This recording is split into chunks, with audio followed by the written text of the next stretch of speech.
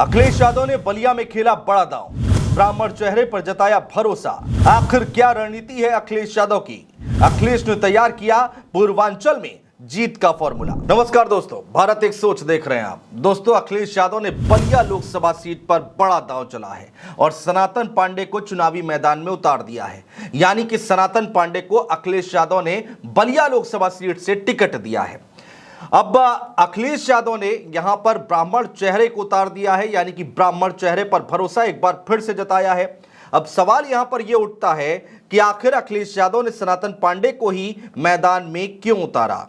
आखिर अखिलेश यादव की बलिया लोकसभा सीट पर रणनीति क्या है? इसको समझने के लिए हमें सबसे पहले बलिया के जाति समीकरण को समझना होगा। दोस्तों, आइए आपको बताते हैं कि आखिर बलिया लोकसभा सीट पर किस जाति के कितने वोटर्स हैं। दोस्तों, बलिया लोकसभा सीट पर सबसे बड़ी आबादी ब्राह्मणों की बताई जा रही है। यहां करीब 3 लाख ब्राह्मण वोटर्स हैं। इसके बाद यादव, राजपूत और दलित वोटर्स हैं, जिनकी तकरीबन तीनों वर्ग की आबादी 2.5 लाख बताई जा रही है। वहीं मुस्लिम वोट बैंक की बात करें तो वो भी करीब 1 लाख के आसपास है। बलिया के दोआबा इलाके में ब्राह्मण वोटर्स सबसे ज्यादा हैं। तो यानी कि बलिया लोकसभा सीट पर जिताने और हराने में सबसे बड़ी भूमिका ब्राह्मणों की रहती है और इसके साथ ही साथ यादव और मुस्लिम वोट बैंक भी अच्छी खासी तादाद में इस लोकसभा सीट पर मौजूद हैं। ऐसे में सनातन पांडे को मैदान में उतारकर अखिलेश यादव ने एक बड़ा दांव जरूर चला है। अब सवाल यहां पर यह उठता है दोस्तों कि आखिर कौन है सनातन पांडे, उनका अब तक का राजनीतिक सफर क्या क्या रहा है और कितने मजबूत प्रत्याशी हैं समाजवादी पार्टी की ओर से बलिया लोकसभा सीट पर, वो भी हम आपको बताने जा रहे हैं। दोस्तों, जब 2019 का लोकसभा चुनाव हुआ तब भी समाजवादी पार्टी के टिकट पर सनातन पांडे चुनावी मैदान में थे और उस चुनाव में लड़ाई कांटे की रही थी। हालांकि उस चुनाव में यानी कि 2019 के लोकसभा चुनाव में बीएसपी और समाजवादी पार्टी का गठबंधन था और क्या रिजल्ट रहे थे उस पर एक नजर दौड़ाइए। बीजेपी से वीरेंद्र सिंह मस्त को टिकट दिया गया था और वीरेंद्र सिंह मस्त को वोट मिले थे 4,69,114।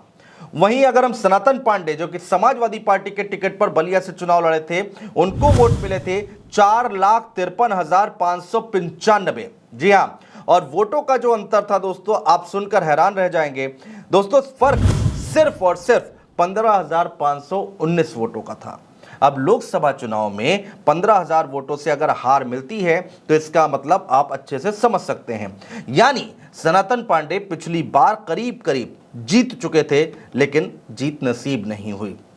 खैर, एक बार फिर अखिलेश यादव ने सनातन पांडे को चुनावी मैदान में उतार दिया है, जिसके बाद बलिया लोकसभा सीट की लड़ाई बेहद ही दिलचस्प मोड़ पर आती हुई दिखाई दे रही है और कांटे की टक्कर बलिया लोकसभा सीट पर देखने को मिलेगी। दोस्तों, बलिया लोकसभा सीट पर समाजवादी पार्टी से टिकट मांगने वालों की लंबी फहरिस्त थी। जी हां, 24 के चुनाव में सपा के अंबिका चौधरी, नारद राय, राम इकबाल सिंह और अवलेश सिंह भी दावेदारी कर रहे थे।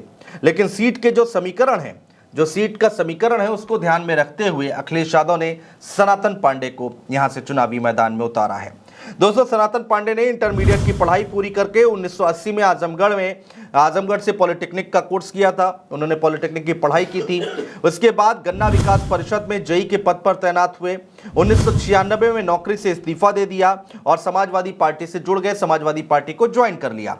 क्या रहा है अब तक का राजनीतिक करियर, वो हम आपको बता रहे हैं। सनातन पांडे का पहली बार जिले के चिलकहर विधानसभा क्षेत्र में 1997 में चुनाव लड़ने के लिए सपा से टिकट की दावेदारी की, लेकिन समाजवादी पार्टी ने टिकट नहीं दिया।